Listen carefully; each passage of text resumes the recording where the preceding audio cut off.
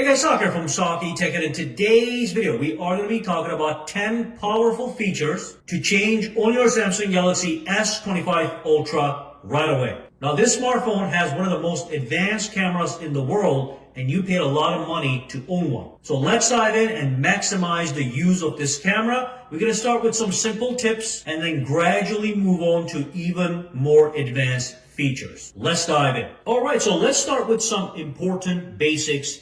You can see on my camera, I have these grid lines. I have 2 lines vertically and 2 lines horizontally, and that allows me to align things properly in the viewfinder. So if you want to center a product, you put it right in the middle like this, okay? So let me show you guys how to enable the grid lines. And also, I'm going to show you guys how to enable the level, which is this yellow line right over here. Okay, so I'm going to put this right over here, or actually let me move that away. Go to the settings, tap on the 4 buttons over here, and tap on the settings, okay? And then scroll down until you see the composition guide right over here. Make sure it is enabled, and then go inside and enable the grid lines and the level, okay? Now let me show you what that level is. So when I move the phone like this, you can see the line moves to show you that the camera currently is not level. So as soon as it is level, that line, this line right here, becomes yellow. When it's not level, it is white. When it is level, it is yellow. So all these things are designed to give you better composition of your photos. So that's tip number 1. All right, so let's talk about another important feature that is going to maximize your camera usage. So again, you want to go to your settings, okay? So tap on that button, go into the settings, and then scroll down and go over to the shooting methods, which is going to be right here. Now, these are a bunch of tools that allow you to use various methods to activate the shutter button. So first and foremost, you can see we have the press volume buttons to shoot video. So if I'm in the camera and I just want to take a quick photo, I can press the volume button. That's going to take a photo. That's great, and that's the way I like it. But you can see you can change it to the one that you want.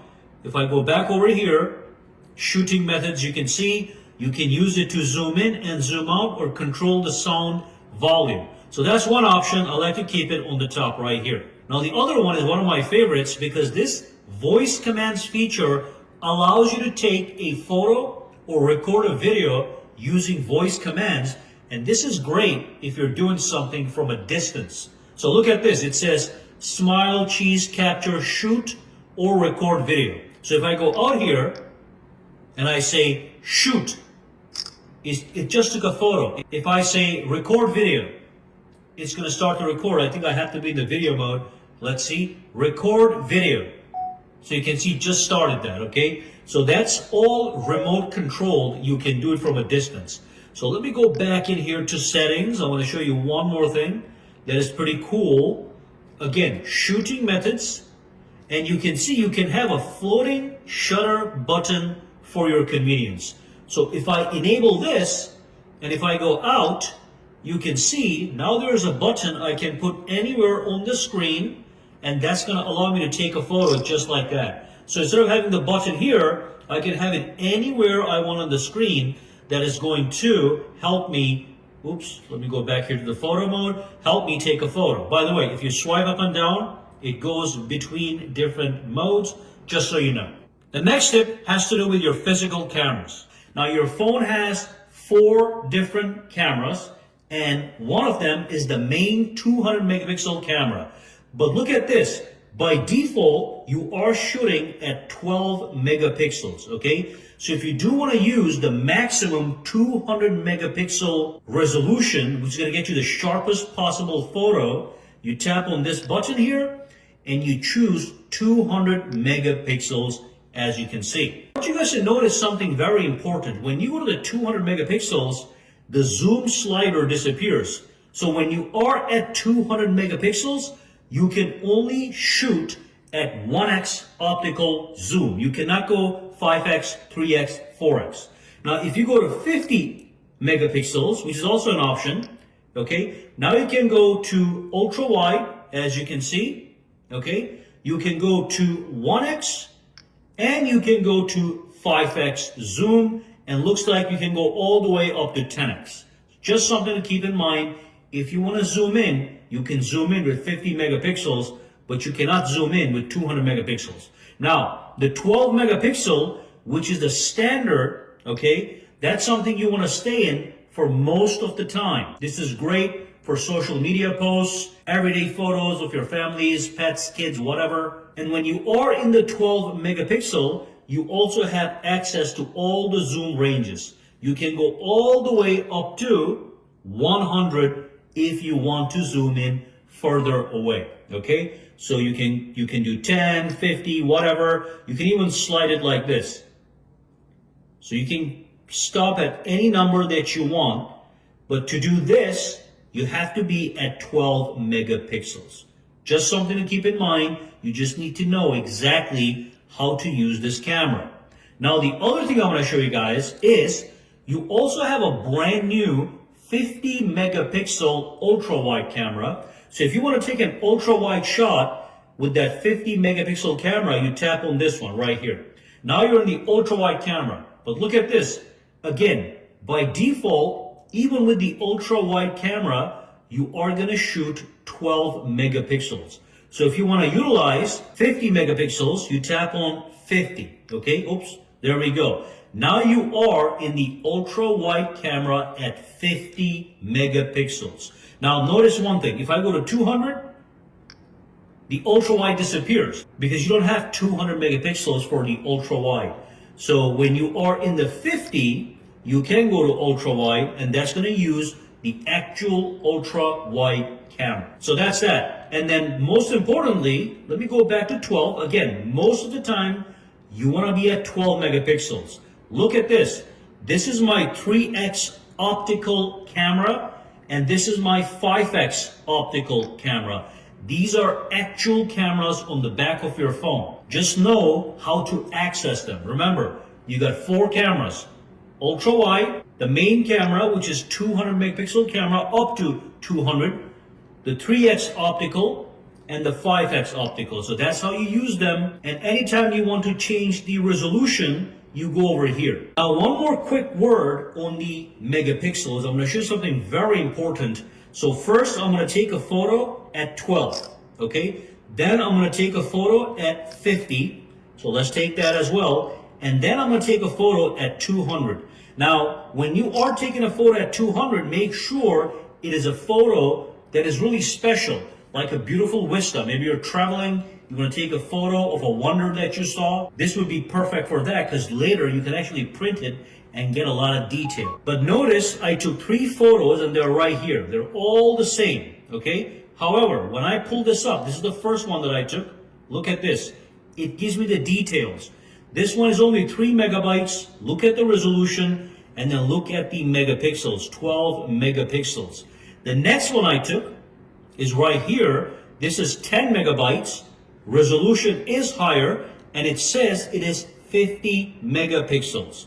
And then finally, the 200 megapixel shot is 31 megabytes. Look at the resolution. It's 16320 times 12240. That is a lot of pixels. And then that's a 200 megapixels. So you can actually go into your gallery and inspect the photos simply by pulling it up like this. You can get the details of particular photos and see exactly what they are. Alrighty, so that's that. Let's move on. Now the same concept applies to video. So when you go over to video recording, tap on the video, okay, you do the same exact thing right over here. So basically you can choose the quality. So if I tap on FHD, I can go all the way from regular HD that you should never use, that's 720p, to full high definition at 30 or 60 frames per second. This is the default recording resolution I recommend. Full high definition resolution with smooth frame rate, okay? But from here, you can go to 4K. UHD means 4K, that's 60 or 30 frames. If you do 60, it's just gonna be a smoother video. It is recommended over 30. And then finally, if you just want to go crazy and record something at 8K resolution, you can tap on 8K and that's the highest resolution, okay? So that's how you use the camera for video recording quality. For everyday use, I highly recommend full high definition at 60 frames per second. And again, with this one, you get access to the full zoom range of the camera.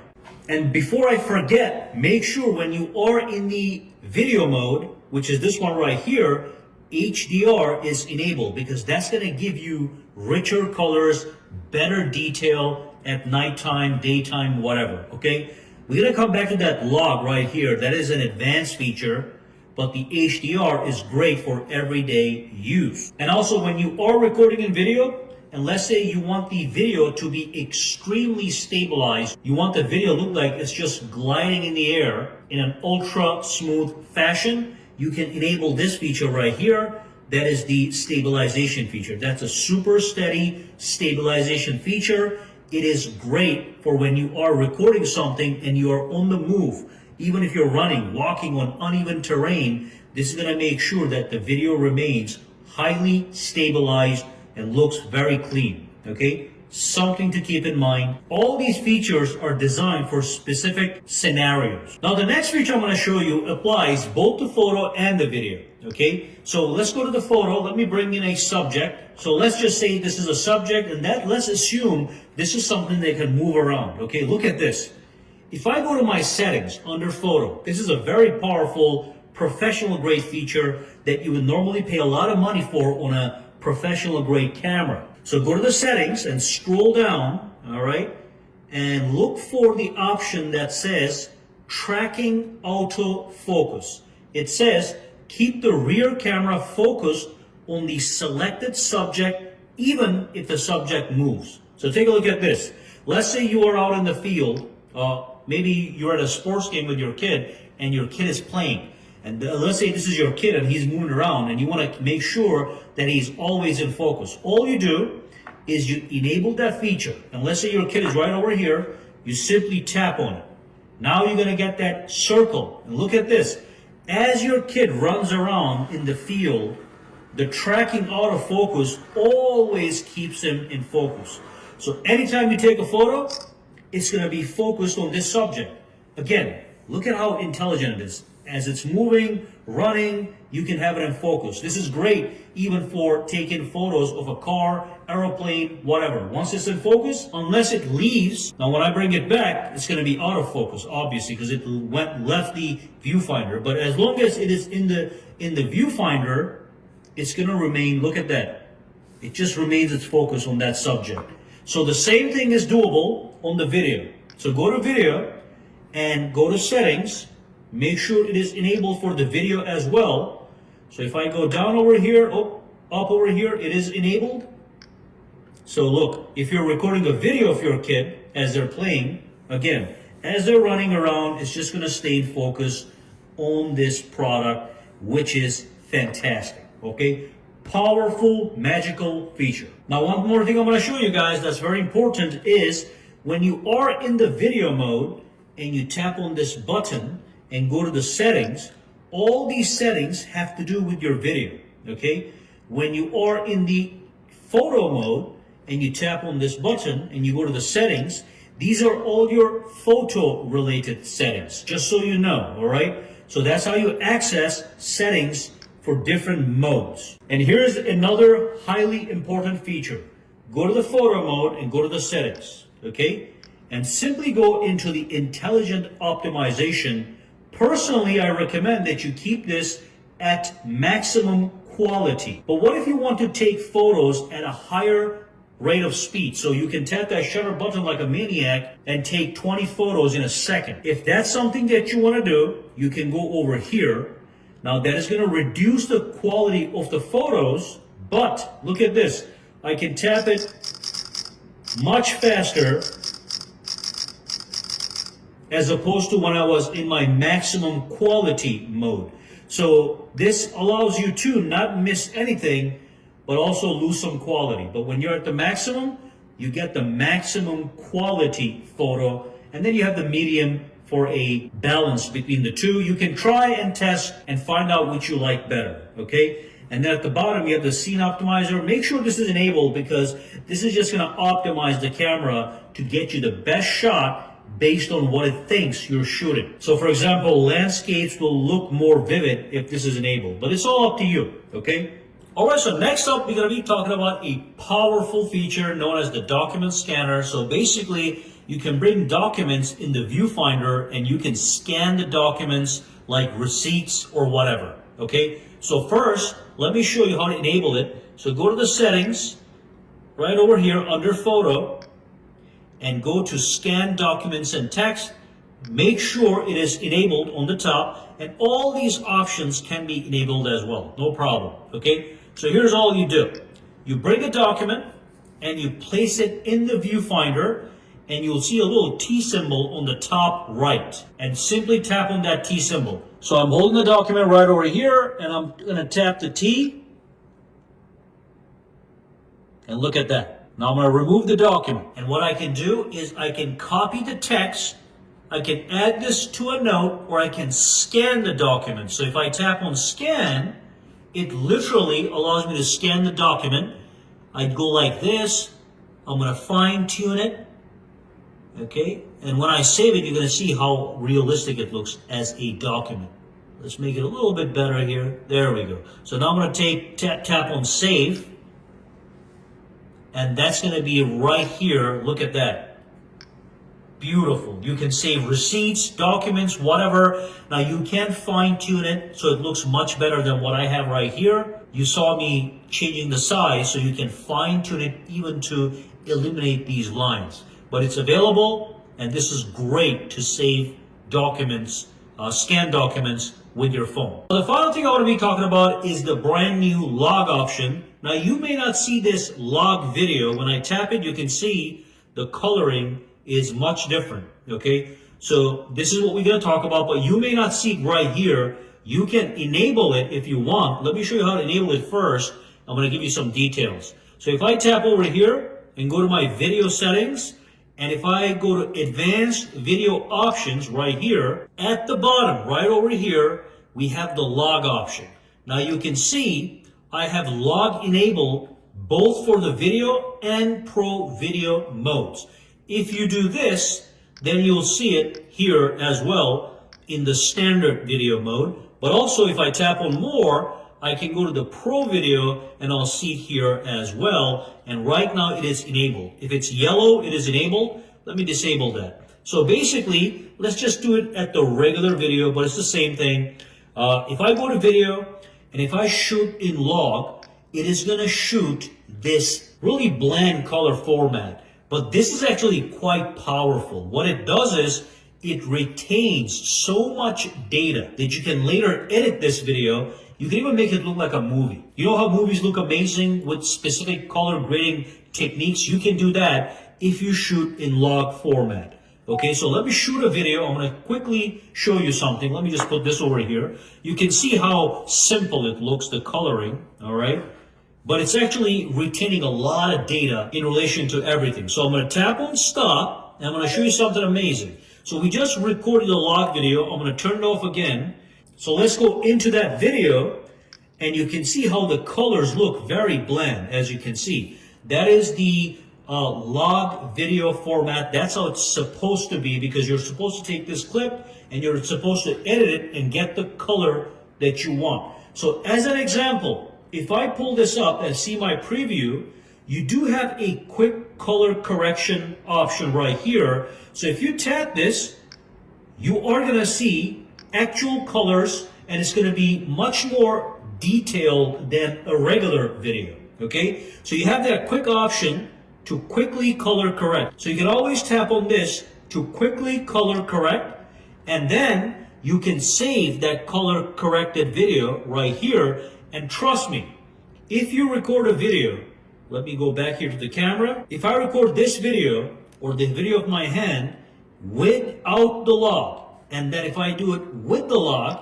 you will see a massive difference as long as you go in there, pull this up, and do a color correction, okay? Again, this is a very basic color correction for consumers to do it quickly. You can do much more if you take this video and put it into a video editing software. But this gives you a quick color correction. It gives you great details, guys. Just try it out and you'll see, okay? If there's something that you have to shoot that has to look very good, try shooting in log and doing a quick color correction, okay? But that's the log video. You can see it says it right here. Log format captures a wider dynamic range for more flexibility when edited. So you have that powerful log option. Again, something you can find on advanced cameras with a much higher price tag. Okay, so that's that, guys. That was the final thing. If you have any questions, comments, or concerns, drop them down below and stay tuned for even more videos about the actual camera.